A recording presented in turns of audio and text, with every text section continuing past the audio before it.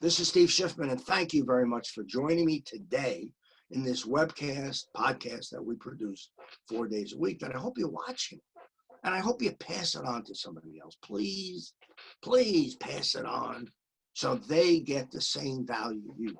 Please. This is Mastermind Sales. That's what it's called. That's what it says. So just pass it on. Say, hey, listen, watch this.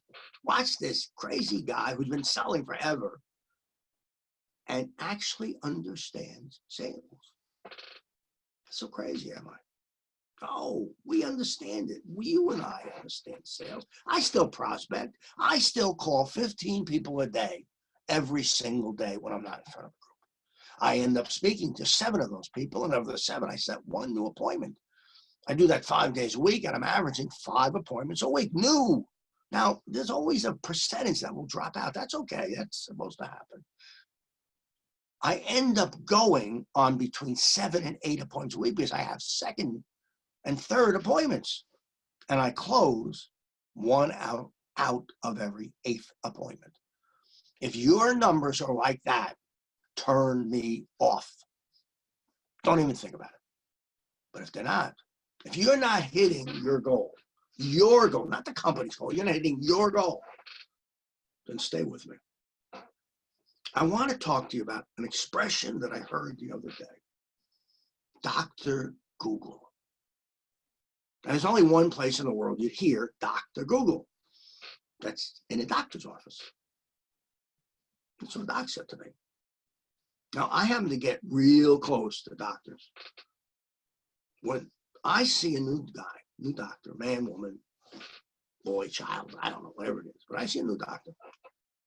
The first thing I do is say, I love that tie, or love those shoes, or love that skirt, or love that jacket, as long as it's not white. I say that to the nurses, PAs too. Now, why? Well, it throws them off base. They don't hear that. They never hear that. No one ever says, Doc, that's really a nice outfit today. You don't hear that. They never hear that. Some of them wear bow ties. There's a reason why they wear bow ties. So they drag and stuff, but that's not the point.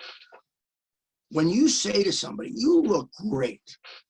You look great today. They can't ignore that. Can't. I want you to give a thought to how you open your sales call. Because it's the same thing. You're meeting somebody for the first time who's going to give you an injection. It's going to hurt you. Or they're going to give you a pill. They're going to knock the hell out of you. And you don't know how to start that meeting. You go, oh, I want to be. And they tell you to get undressed. And you get undressed. I want to think about this. Like, who's controlling the call? The doc or you? Doctor comes in, or the nurse comes in, his PA comes in and says, doctor wants you undressed. And you go, oh, okay, I'll be nude. Well, no, here's a little thing you can wear with it tied in the back. But, of course, you can't tie it in the back because it doesn't stay. You've listened to somebody tell you what to do. Now, more and more doctors will shake hands with you. But it doesn't mean anything. They're not even looking at you. They're just looking if that gown is stayed up. Change it. Change the way you meet your doctor. Next time you see him, her, him, it, I don't care. Next time you see a doctor, just simply say, I got to tell you, I like that blouse. Just say it. Now, you're never going to do it. I know you're not. I know you're not going to do it because you're intimidated. Is it any less intimidating when you go on a sales call and you walk in and you go, blah, blah, blah, blah, blah, blah, which is what the average salesperson sounds like? The average salesperson does this incredible thing. They come in and they cower. Oh, please see me. Don't do it. Walk in the next time you have a sales meeting and start out with, I really like your jacket. Don't go with the golf picture. Please don't do that. Don't go with the 45 guys all playing golf. Don't do that. Because everybody on the universe has done that when they walked in. When you're going on a sales call, look for something different. I had a woman I mentioned this to you, I think, once before. I was doing an ad company, and she had a set of golf clubs. And I said, oh, you must play golf. See, like the fool I am. I said, oh, you must play golf. She said, no, I really don't. I just put them there because it gives people to talk about. They're ridiculous. She actually planned it. When you meet somebody, there are 2 first impressions. Listen to me.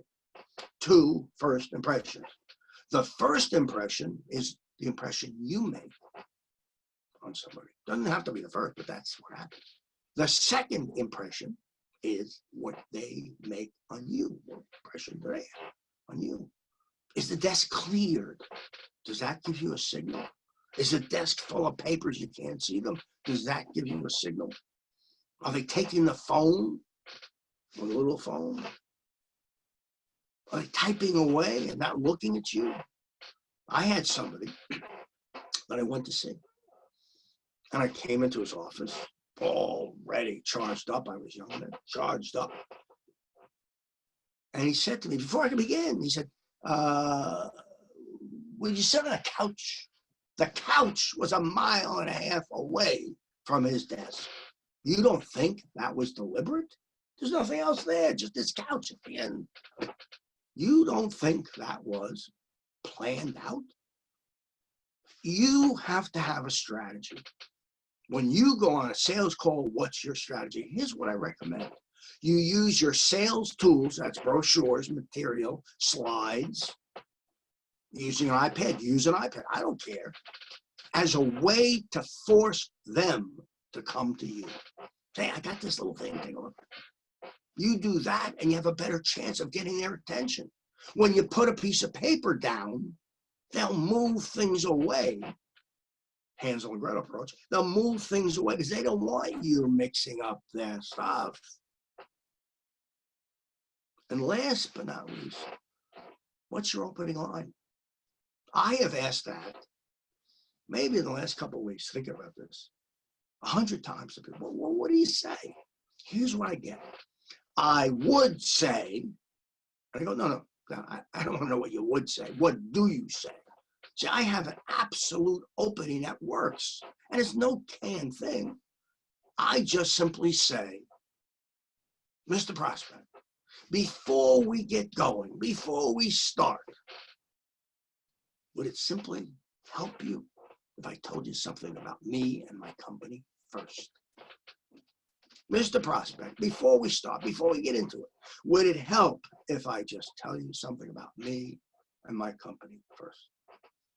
9 times out of 10, they say, yeah, because they don't know anything and they don't want to talk. And that allows me to create a conversational tree. I can go deeper. I go, why, how, when, where? And I'm not writing ridiculous stuff down like, yes.